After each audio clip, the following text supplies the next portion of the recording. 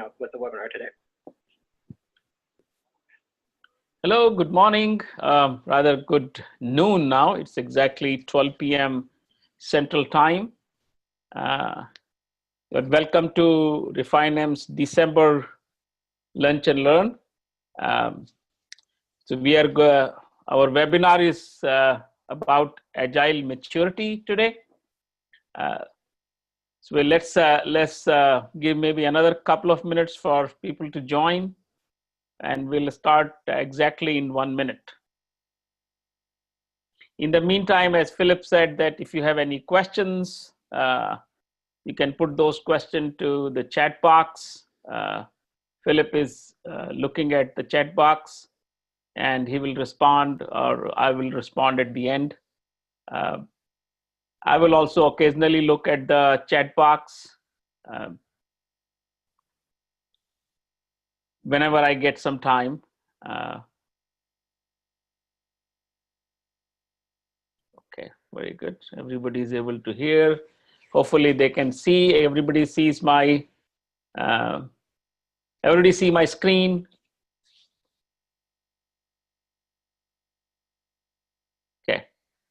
Okay, very good, very good, very good.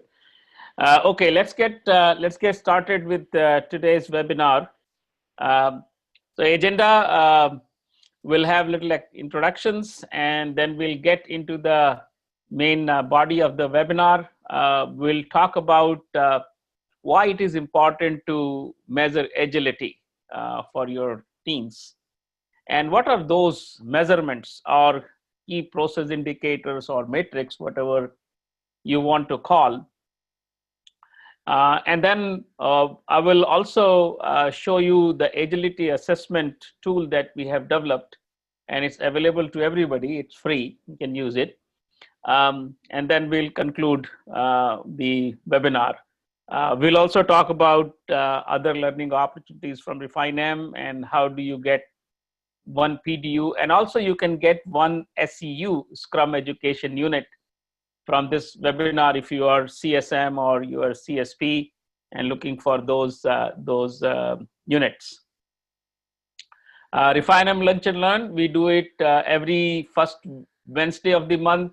We could not do it yesterday because I was traveling. I was delivering a CSM class. I returned back yesterday night, and so we have to move it by a day. We pick up different topics that are kind of interest to people, and if you have any suggestion for any topic that you want to hear about, you are more than welcome to send us your request, and we will try if we can accommodate that request. So usual, all my webinars, we start with what are your expectations. So I'll give you about 30 seconds to type in the chat box.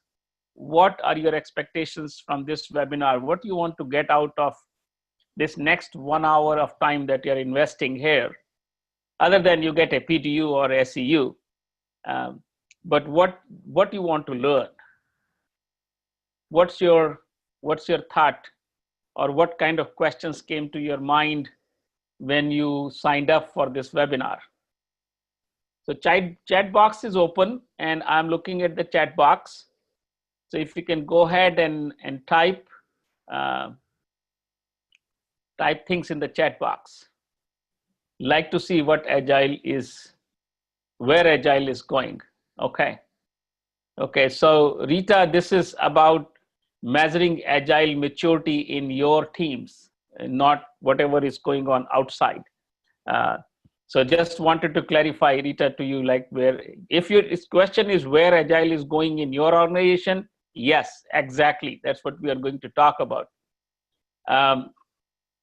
Get clarity of metrics and measurements. Yeah, okay, very good, Rita. Definition of maturity relative to Agile. Transition from dev only Agile team to DevOps Agile team B. We can talk about that, Mike. This is more about how you measure the maturity, and this discussion may come up. The DevOps is a very different topic altogether. maybe that could be one of the topics for the seminars. Philip, if you are there, you can note down. DevOps is a very good topic for one of the webinars, so we'll cover it someday in the future. Especially on agile contract scope and budget management, it's not like waterfall at all. Yeah, so that's the basic things that is different in waterfall. Okay, very good, very good, excellent. So let's move on. Let's move on. For some of you who are new, I have been in agile coaching teaching for over 12-15 years. For last 2.5 years, I have been doing agile coaching for IBM teams. We do a lot of other things, project management, consulting, and training. And I have also created several products that project managers and agile teams can use. And all my career has been in project management for more than 30 years or so. And I want to give it back to the community, back to the profession. So this webinar is one of the things through which I do this giving back to the community. You can find a lot of free downloadable templates, ebooks, PowerPoints on our website, RefineM.com. Go to knowledge base, and whatever there is in knowledge base is free to download. And of course, we have several blogs and articles that we like about, so a lot of knowledge sharing. Okay, what is new coming up at RefineM? So the next two webinars, the January is about backlog or story grooming. So we did a webinar on project management about requirement gathering, and we go deeper on this webinar about backlog or story grooming. So if you or you know somebody who needs some knowledge or education on how to groom stories or how to groom the backlog, this may be a good webinar. It will be delivered through projectmanagement.com.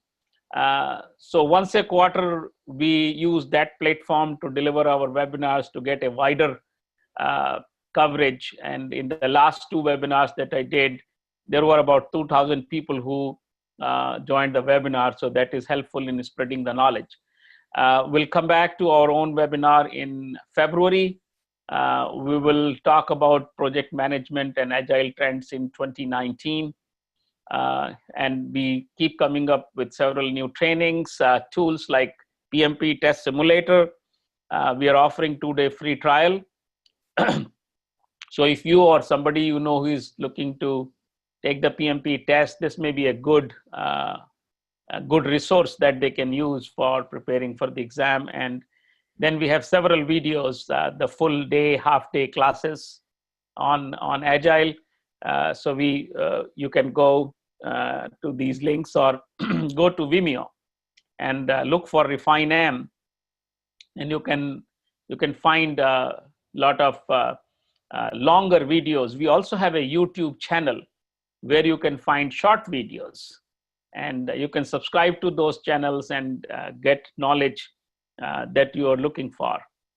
Okay, so let's talk about agile maturity. Okay, so the question comes, why measure agile maturity? What's the purpose of measuring? And I'm not talking what is maturity. Maturity means doing things in a better way. If I want to define maturity. So if you are a software development company, what is your software development process maturity? So how good you are at doing what you're doing. So if you are implementing agile in environment, so how good you are in implementing agile in your environment.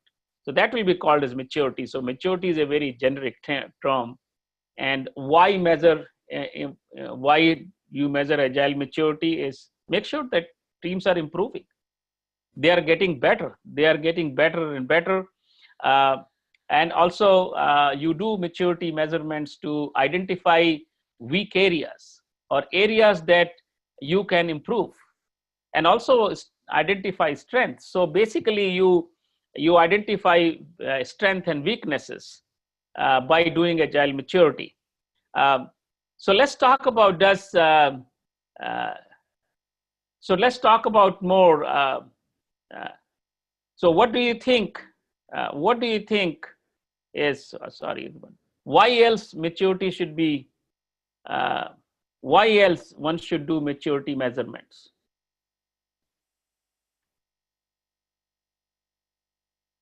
Why else one should do maturity measurements? Any ideas?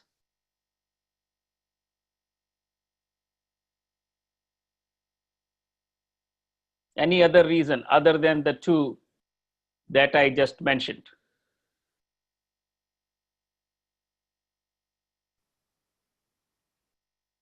Why else you will measure maturity? Anyone?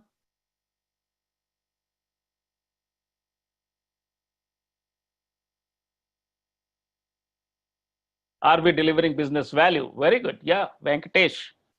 That's right. That's right. That's one of the parameters. Yeah. Yeah, absolutely. Absolutely. Let's move on. Um, so there are several areas that you can use as your key process indicators or metrics or the things that you should measure. I have identified seven. So it's seven areas or seven categories or seven KPIs, whatever you want to call. So I have identified those seven. So let's talk about each one of them in the coming up slides. So we'll talk about continuous delivery. We'll talk about responding to change. We'll talk about self-organizing teams, sustainable place, definition of done, engaging customer, and continuous learning. These are the different aspects of bringing agility to a team. So let's talk about continuous delivery. So talking about continuous delivery, so if you see the aspect of continuous delivery, do you frequently release to customers every 2 to 4 weeks? You provide value to the customer with each release or each iteration. Uh, do you quickly identify defects and fix them? Because if you don't fix the defect, then you are not delivering value because customer is not able to use what you developed, or deliver more value from the previous iteration. And also you're increasing customer satisfaction. So those are some of the aspects of continuous delivery. You may know some more, but we identified these five aspects for each of those KPIs. So let's do little more engagement here. How many of these do your teams follow? So what we are going to do, we are going to make it a little more engaging. So I have a poll that will come to your screens. So you select how many of these out of these five, how many your teams do. Okay. So here is let me share the results with you.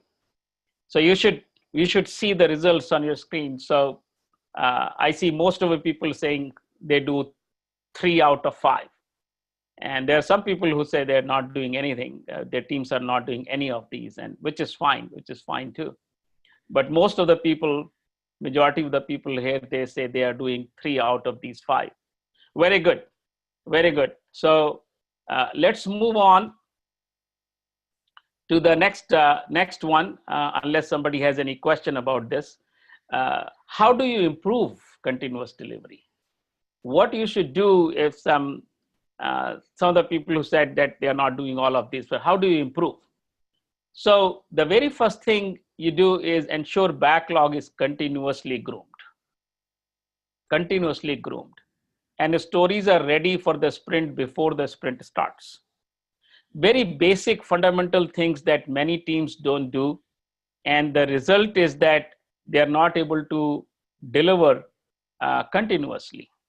It takes them a lot of time to deliver a release and then takes further longer time. So unless you have this grooming thing, as I was talking about in January, I'm going to talk about grooming. So unless you have a product owner, a solid product owner who is very actively grooming the backlog and pulling anybody that is needed to help in grooming and keeping stories ready for the sprint. Ready means the team has absolute clarity about the story. Every detail is worked out. Acceptance criteria is known. Technical design is known. Dependencies are known. All of that is part of grooming, actually. So that is what is needed. The second is ensure user story has business value assigned to it. So somebody was talking about, are we delivering business value? So how do you know that you're delivering business value? Unless you assign business value to each requirement, each user story. And I have seen very, very little number of teams that do it. And that's again on the business side or the PO side, to assign that team cannot assign the business value. So that's another part here to see how do you, because that will say whether we are improving on business value or not. That was one of the aspects, that did we deliver more business value in the next sprint as compared to the previous sprint. So how do you know that unless you have the business value assigned to each user story? And also, you know the defects will come, so you have to reserve some time for the team to fix high severity defect. Because if you don't keep that time, then that is taken away from something else, or the teams don't fix the issues and the business value is not complete, the business value is not delivered. So keep some team capacity fixed. 10 to 20% is normal if you want to know how much, kind of a thing. And also you need to keep customer involved regularly in the reviews. So invite them, have the reviews with them, and to ensure that there is increased customer satisfaction with each release. So there's a lot of work that need to happen before you can say your team can actually start doing continuous delivery. This is a very high maturity thing that we're talking about. Teams are not able to do this very easily. There's a lot of work required, particularly when teams move from waterfall to agile environments. In waterfall, they are not used to deliver continuously. They deliver at the end of the project. And some of the things that you want to track, if you are able to deliver, will be able to deliver or not continuously. What is the velocity or cycle time? Repair to build ratio, how much time you are spending in fixing versus building, and net promoter score, how satisfied the customer is. So there are a few metrics here that you should track, and you can see some of these metrics will repeat because those are some basic fundamental metrics. So the first one measures productivity, second one measures quality, and the third one is customer satisfaction. Okay, so that was about continuous delivery. Now let's talk about responding to change. And here also, responding to change can be seen as using a prioritized list, always welcoming changes, empowering customers to add new requirements. So how empowered the customer is. Do you have a process to incorporate changing requirement? What happens when a new requirement is added to the backlog by the customer? What happens? How that is progressed to the completion? And also, does your team feels empowered that they can identify and request changes themselves? So how empowered they are? So these are the 5 different aspects of responding to change. And let's see how many of these your teams follow. So I'll be running another survey, which will come to you just in a minute. Yeah, so you should see this survey on your screens, and I'll give you a minute to respond. Okay, so let me end the poll and share with you the result. So here are the results of this polling. And here also, most of you have said 3. So which is great. Okay, so this is out, and you may be thinking, one reason I'm doing this poll to trying to figure out where the different teams are. And also at the end, I'll show you a consolidated result of this so you can see overall where the teams are on all these 7. So let's move on. So how do you improve responding to change? First of all, make sure team has a strong PO. I think very important thing. I have seen this over and over again, that somebody from the technical team plays the role of a product owner. And they may know about the product, they may know about the technical part of the product, but they may not know about business. And it will be almost impossible for them to put a business value for each requirement because they are not familiar with the business. So product owner usually comes from the business side. It is preferable that he or she is from the business side and also have the other knowledge and experience of doing the about the product. And the second thing is that PO grooms the backlog and prioritizes requirement on an ongoing basis, including changes. So whenever the change comes, that also gets prioritized. A very important thing. Otherwise, how do you respond to change? Team will not work on a change until it bubbles up to the top. And who is the one who is going to bring it to the top? It is the product owner, who is going to look at the change, analyze the change, groom the change, and then decide what is the priority of the change.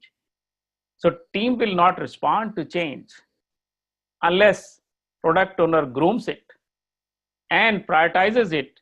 And when it comes on the top of the backlog, then the team is going to pick it up and respond to it. So you can see how much critical is the role of a product owner in responding to change.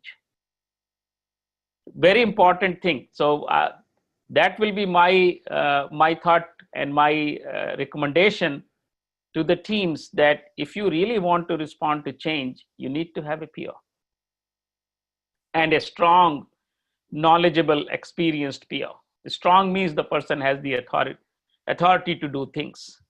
And team had a mindset to welcome to changes. And also there is a process that exists to implement newly added changes and prioritized quickly. So there has to be a process also for doing it. And a Scrum Master is the one who ensures that there is a process.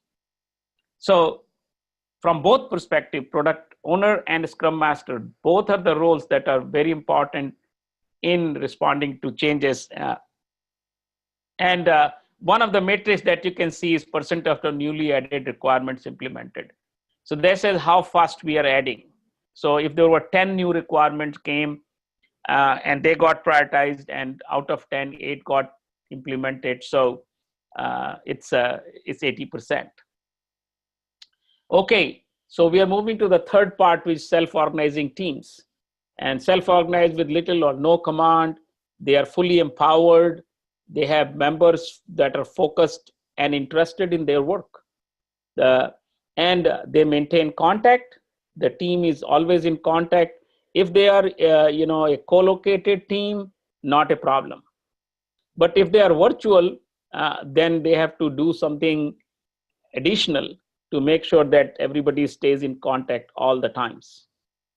And then fulfill commitments. This is another very important part of a self-organizing team. So they need to fulfill their commitments. This is absolutely essential for the teams.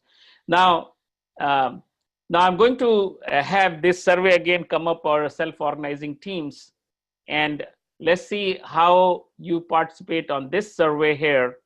And it is coming up in a minute or so.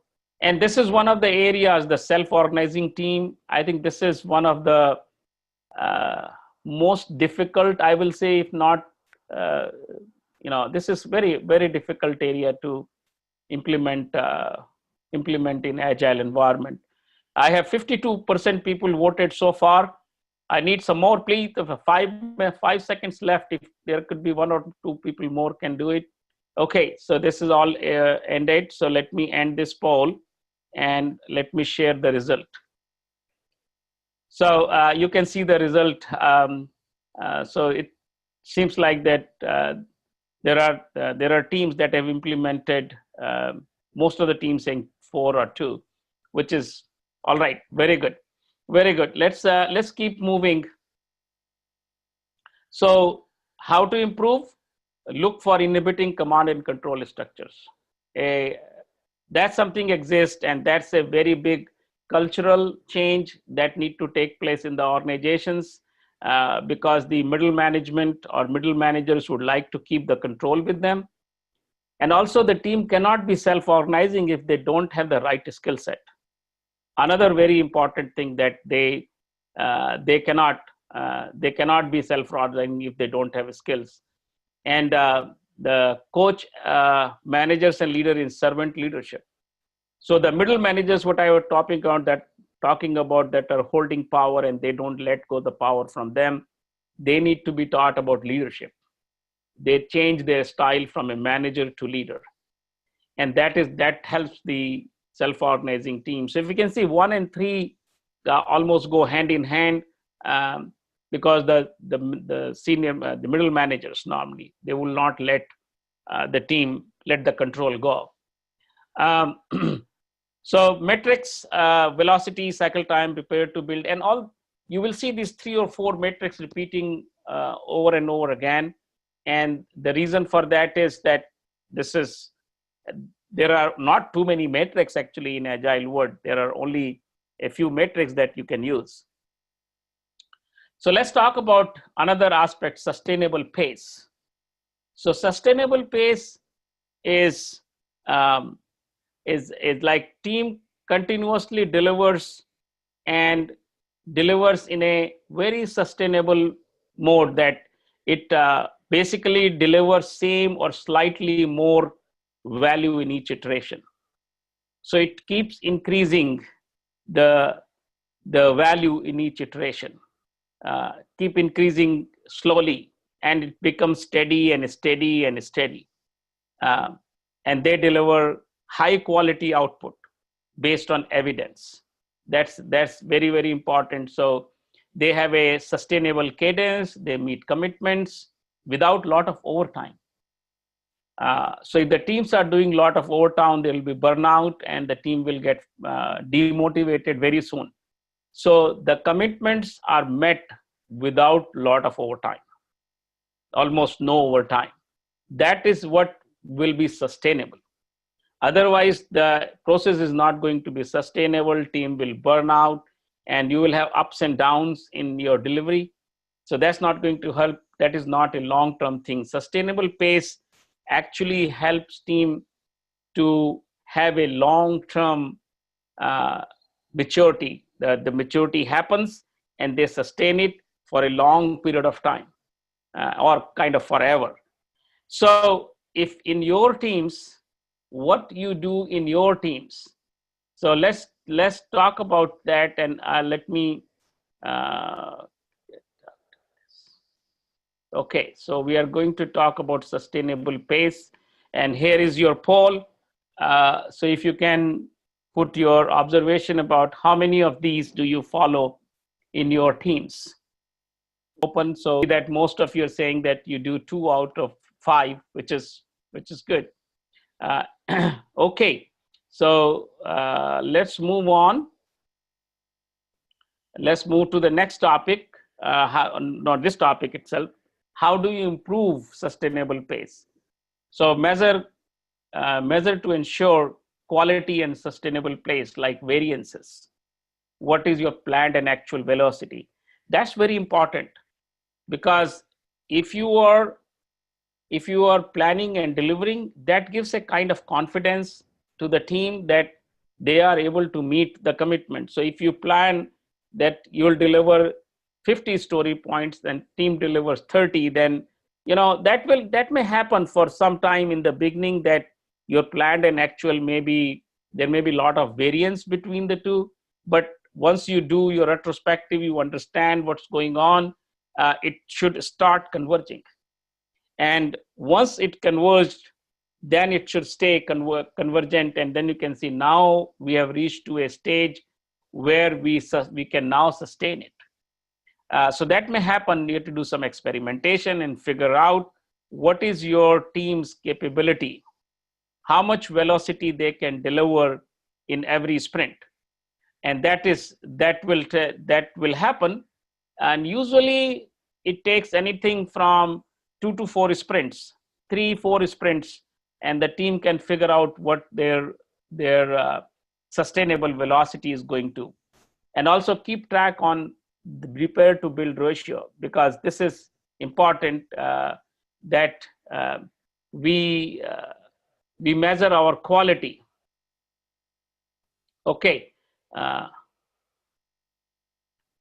Okay, so let's. So what are the other things that we can do to improve sustainable pace? So try not committing to delivering more than last sprint. That's one of the things that you can ensure that whatever you committed, whatever you delivered in the last one, for the next one, don't go too much above. And once you start achieving what you got, then you can start improving. And sometimes you may know that, okay, we planned 50, we delivered 30. We know we can deliver 40 or 50, but there was some particular issue or some particular reason because of which we did not do. And in that case, it is okay. But usually the recommendation is don't plan to deliver more than what you delivered in the last. And then you deliver more, and then more, and then more, and then more, and so on and so forth.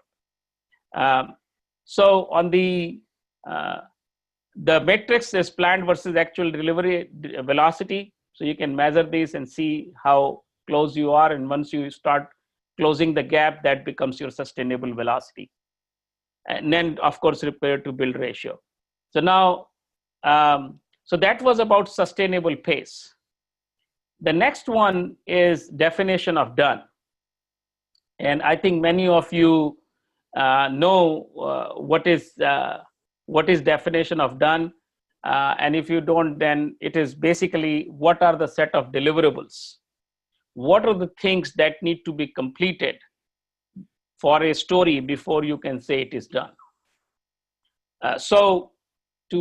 And this is very important, because if you do not have definition of done, then at the end of the sprint, how do you know whether something was completed or not?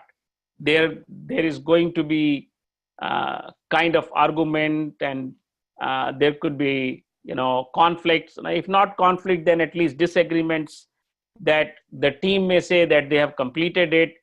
The business or the PO said no, this is not complete. So if there is a clear and agreed upon definition of done, then that is helpful. So that's the first thing, that do you have clear and agreed upon definition of done? And the second thing is that if you have it, do you follow it? Do you follow it consistently? And you use it to deliver production ready code each iteration, because that is what is required, that at the end of each sprint, at each iteration, you have a shippable code. Shippable means it is production ready. It can be implemented. And then you evaluate and update your definition of done at the beginning of each iteration. So once you have completed your sprint or iteration, you do your retrospective, and then if you figure out that there is something lacking in the definition of done, then you update it and review it when you do sprint planning, and adjust it as per the needs of the team. So there are different aspects of the definition of done, and I have put 5 aspects over here. So let's go ahead and do the polling for this. So right now I'm showing the result for the continuous delivery practice. Let's close this and let's go ahead and start a new one, which is definition of done. So I'm starting a new one here. So you should see that poll on your screens. So here is the result for that you can see here. So Philip was asking me the question on the side in the chat. Philip, that count was 2 if you're looking for that count. I don't want to go back and disturb the whole sequence here. Okay, let's move to the next one now. Yeah, how do you improve? How do you improve? Okay, so include milestone deliverables. So when you say definition of done, then say what is all included. What are the deliverables to complete a story, like fully tested code, code review complete. So include all that is required to be done to say that this is complete. Sometimes you may say that, okay, follow the acceptance criteria. Yes, that has to be there. But one of the things that I have seen where teams have difference of opinion is that if a story was completed, it was tested by QA and QA found 5 defects. Now, all these 5 defects need to be fixed before the story can be complete. We don't have to fix any. And that's where many times the teams have the struggle. So what my recommendation is that you identify the showstoppers or critical defects. And the definition of done may include is all the critical defects should be fixed. So out of 5, if there was only 1 critical defect, then you have to fix that defect, then the story will be done. And then the 4 other defects go back in the backlog and get prioritized based on their business value or what value they provide to the customer, or if those are not fixed, how it is going to hurt. So that get decided there. And if all 5 were critical, then all 5 need to be fixed. So that sometimes the teams don't consider that, and that becomes a critical part. And review your definition of done frequently with everybody, like team, customers, and stakeholders. So everybody is clear about the definition of done, and it is consistent. And what you measure is velocity, cycle time, repair to build ratio. These kept coming again and again. Now the next one is engaging the customer. So what is the meaning of engaging the customer? So does your team engage customer and embed them in the team? They are fully embedded, they're part of the team. And you present minimum viable product for review to the customer. And minimum viable product means the customer can take it and use it for its day-to-day issues. And prioritize customer needs throughout the life cycle. That continuous grooming, continuous prioritization happens. Keep talking to the customer, have that channel open all the times the customer, and make the customer feel valuable, that their opinions, their feedback is important for the team. And also keep them satisfied, address their needs, address their expectations, and keep them satisfied. So let's see what you think about engaging customer. So I have the poll coming up on this. It is there. So out of these 5, how many your teams do? Okay, so I have some of you have started giving your feedback here. Let's see what others have to say. I got only about 11%, so I need some more. Okay, very good, excellent. That's excellent. A few more seconds left before I close the poll. Okay, very good. So let me end this poll and show everybody results. Okay, very good. Let's move to the before we go there. Yeah, of course, we to see how do we improve. So proactively invite customer to participate in different meetings. Many times you hear that they are busy. So you reach out to them, find what their schedule is, work with them, collaborate with them, and make sure that you align those collaboration events or meetings, for their as per their schedule, and you ensure that there is a high quality customer commitment or customer engagement. And when they come, you ask the questions or you get their feedback that are meaningful to them. This is for them actually. So it's meaningful to them. It's very valuable for them. So you get a high value customer engagement. And of course, for customer engagement, Net Promoter Score is the matrix that you can use. Okay, so we have talked a lot many things, and this is the last thing we are going to talk about: continuous learning. That other thing that the teams do. So you reflect on opportunities to improve after each sprint or iteration, and not only reflect and identify, but you implement those. You implement those and also show the evidence that those improvements were implemented. And how do you show the improvements? Is when you are implementing the ideas, one or more metrics should improve. So your velocity should improve, or your quality should improve, your customer satisfaction should improve, your value delivery should improve. So one or more of this should improve as you do this. And sometimes you identify a problem, and then to fix that problem, you have that idea. So once you have implemented the idea, the problem should go away. That is one of the tests. And you build retrospectives at the end of each sprint iteration. You should have a retrospective. Retrospective should be held. It need not be like a 2-hour long meeting. It could be just 30 minutes.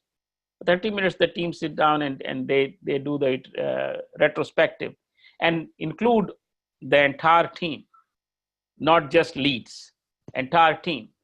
And also share the results of retrospective. When the team that does what went well, what did not go well, how we can improve, that should be shared. Those results should be shared. Transparency is one of the key aspects of implementing Agile. So this should be shared across the organization, across the teams. Now, how many of these do you follow in your team? Let's talk about the last poll that we have here. So let me stop sharing and let me bring up the last poll on your screens here. So you have this one about continuous learning. So please go ahead and vote on continuous learning. How many of these do you apply in your teams? I have about 23% people who voted so far, 15 more seconds left. Most of the people say they follow 4, which is very good. This is exceedingly good. Okay, so let's move on, see how do we improve continuous learning. So schedule retrospectives regularly. Make sure that each team member has it on their schedule, they participate, and enable candid feedback. So many times people are not open, they don't talk. So one of the techniques that I use for getting candid feedback is I don't do it, don't ask people to say the things or verbally, but I will give them 5 minutes and give them sticky notes. So everybody writes their sticky notes for 5 minutes. And 5 minutes is a lot of time to tell what are the 1 or 2 things that went well, what are the 1 or 2 things that did not go well, what is improvement ideas. So basically, if you're looking for writing 3 or 5 stickies, 5 minutes should be good enough. And these are the things that are at the top of your mind. You don't have to think for them. They're top of your mind, and you say, oh, this is what was something I feel has went really, really well. And this is the thing that sucks. We need to figure it out. How do we fix it? And there is an idea to fix it. So 5 minutes is pretty good. And so then takes everybody's stickies and put it on a wall. And if you are a remote team, there are tools available to do this collaboration in a electronic way. And you should be able to do, there are many tools available to do that. So even if you're a remote team, you can still do this sticky note business. So everybody's ideas are captured. nobody is left. If somebody is shy in speaking, then they are not able to participate, and maybe there are two people who are very talkative. So you listen to those two people. Ensure action items are implemented. And who will ensure? Who will ensure that action items are implemented? The Scrum Master. The Scrum Master is the person who will ensure that the action items are implemented. So it's very important to have a very strong Scrum Master in the team. Okay, so we talked about 7 of these things, and Philip is compiling the results from this, and I want to, in last 5 minutes or so, 5-10 minutes, I want to show you our Agile assessment tool. So you can see the URL here, agility.refinem.com, and when you go there, you are given a screen like this. So let me show you how that looks like. So this is the real tool I'm demonstrating in front of you. So you are asked 7 questions. This is the first MVP of this tool, if you will say. The first version or first MVP of the tool, and it's going to, we are going to make it more and more robust. But in the first version, you are asked 7 questions, like software is released to customers frequently. Okay, the team uses a list of prioritized items. The team is self-organized. Team develops a cadence, or like cadence for delivery. There is a clearly defined and agreed upon definition of done. The customer is engaged and team is continuously improving.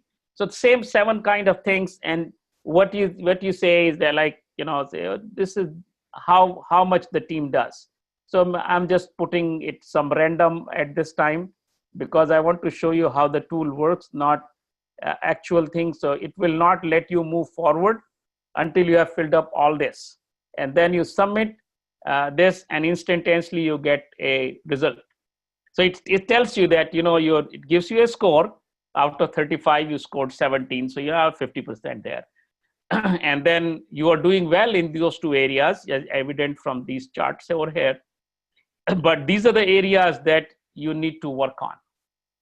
And I think that's a very good input for anybody who's taking this agility assessment. Probably take you 30 seconds to do this, and then you get this output. And also it tells you that, here are the resources. I think this is another value add. So if you're looking for those areas, here are the resources available to you to help you improve your maturity. So you can look at each one of them and go and study those. And also we have here option to email the results, or you discuss the result with us, or provide feedback to us how the tool works. So email the result. If you click on that, if you're already with us, you log in or register. Or if you don't want to do that, you don't want to go to that hassle, just skip this. Type your email address here, and then it sends it. It will go to you, and it will probably take a couple of minutes before it lands into, and you will get a report like this. Okay, this has little more details about the areas that require improvements. So it will talk about these areas, and it will tell you what you should do, and that's the value. The value, it is not just telling you where you are, but also telling that these are your areas of improvement, and how do you improve these areas? What you do to improve these areas, and why this may be an issue. Why this could be an issue? Like, say, agile teams are at their best when they're empowered, blah blah. Teams are having difficulties, and look for any command and control structures, such as reporting structure, functional. There is also a possibility of this. The managers, leaders in the organization may require coaching to understand this aspect of agile. So it's giving you more information about why it could be and what you need to do. And then, of course, it has the similar kind of recommendations or the resources that you can use to basically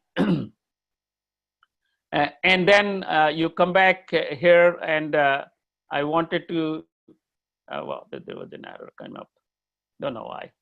Okay, so let's not worry about this. Let's go to the other aspect here very quickly. We have few minutes left, and I want to show you some other things here very quickly. And Philip is compiling his report. He's saying you can discuss results with us, or you can provide a feedback. This is the feedback. It takes you there, and there is a very simple 2 or 3 question survey that you submit and provide us the feedback. So we have integrated feedback mechanism. Agile is about improving. So we want to know how we did in this tool. You can provide feedback, or you can also discuss results with us. You can just send your email, and this is what you want to discuss. So this tool, it is already available, and I gave you the URL. Or there is other way to look at this tool is if you go to our website here, RefineM.com, and you can see here agility assessment. This will also take you to the same place. So multiple ways of coming here and doing and providing you the results that you may be looking for. So let's, before we go to conclusion, let me stop sharing here. And Philip, I would like you to share the results, consolidated feedback that you got from everybody. Okay, so here is the consolidated result from the feedback that you did. So you can see here that self-organizing teams, sustainable pace, and engaging customers are really the areas of improvement for this group, right? Whereas teams are doing in continuous learning, teams are doing great. Most of will set 4, they do most of the things. So there is a high level of maturity on continuous learning. They're reasonably good, they are middle of the road, like continuous delivery, responding to changes, and definition of done. These are the areas that are lagging behind. So this gives you a kind of idea of where to focus on. What are the areas that you want to improve? You want to improve on these areas for this group. Now think about if you did this with your team. That is what you will take. That is what you will look for. So Philip, if we stop sharing, I want to go back to, thank you very much. So in conclusion, each of the 7 KPIs are critical for full agile maturity. Team strong in all 7 are high performing agile teams. So if you see 4 and 5 in all 7, great, absolutely. And if you are 5 on each one of them, then you have basically reached the nirvana kind of thing. But it will take quite a bit of time to reach at 5 in each of these areas, and this tool will help you to say that where you are. And as I told you that this is the first version of the tool, and it's free for everybody. Go ahead and use it, look at it, provide us feedback. And we are working on the second version of the tool, or the next MVP, that will be more detailed. And some of the questions that you saw here today will be included in that. And that will be something that you can utilize. But for now, this is the first MVP, the very first version of the tool. And it gives you good idea about where you stand and what are the resources that, and I'm available to you. If you use the tool, you see the result, you want to ask a question, just send that, contact me, and we can talk. Okay, any questions? We have a couple of minutes left. So, and before we go there, we have next backlog grooming, agile requirements backlog grooming webinar. And this is available at agility assessment tool we talked about. Let's quickly go to questions. Let me see where is the our chat box, and let me go to the chat box. Any question? Philip, do we have any question that I have not addressed? Or the time for Q&A is there. We have few minutes if you want to ask any questions about agility or agile maturity.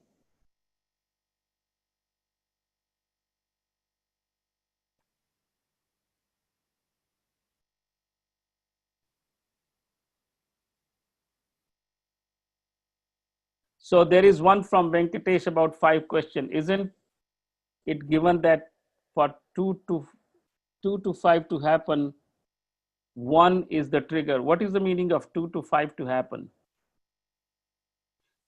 Okay.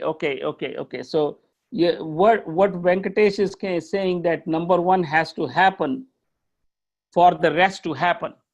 In some cases, yes, but not in all cases. Particularly definition of done.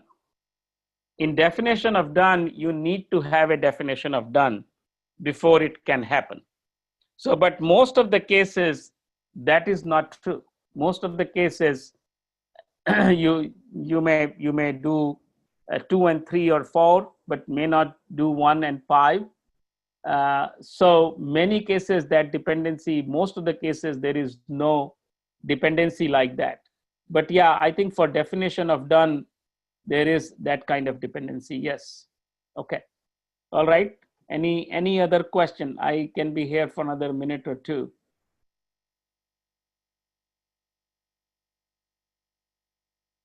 And we have a one whole day class coming up, which is basically talking about Agile for waterfall and operational work. And this is a one-day version of the 2-day class that I give at Seminar World. And last time I gave at Chicago, I did about 35 people who attended this 2-day class. And we talk about how do you implement Agile in a non-software development environment. Most of the cases, Agile has been implemented in software development environments. But the people who want to know how to implement Agile in non-software development environment, meaning even waterfall environment, in regular operational work, people doing support work, people even doing non-IT work. How do you implement Agile in those environments? Logistics, healthcare, pick any area where people are, doing operational work. How do you implement Agile in those situations? So this is the course that's coming up. It's a course on the web. It's a one-day, all-day course on the web. And if you are interested to learn about this, or if you know anybody else interested to learn about this, you can go to our website and find out more details about this. And how do you get one PDU? This is how you do the, and you will get the copy of the slide deck. And if you want to contact me, this here is my contact information.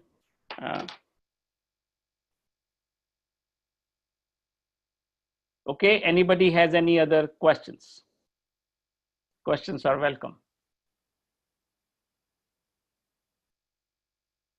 Okay, thank you very much for attending. I hope you got some knowledge and information from here to evaluate your team's maturity, and also get ideas of how to improve your team's maturity. Thank you very much.